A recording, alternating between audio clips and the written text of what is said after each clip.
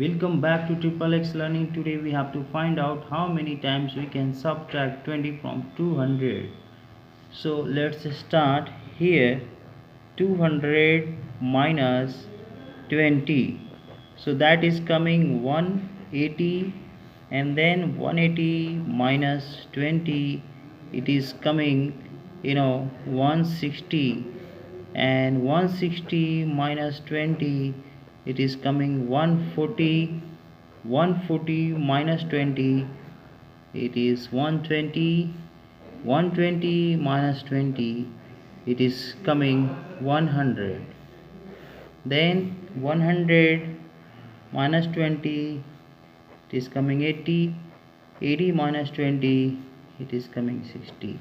60 minus 20, it is coming 40. 40 minus 20, it is coming 20. And 20 minus 20, it is coming 0. Hence 1, 2, 3, 4, 5, 6, 7, 8, 9, 10.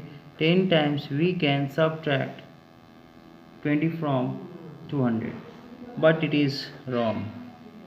Exact is what? Only one time we can subtract 20 from 200. This is our answer. Only one time.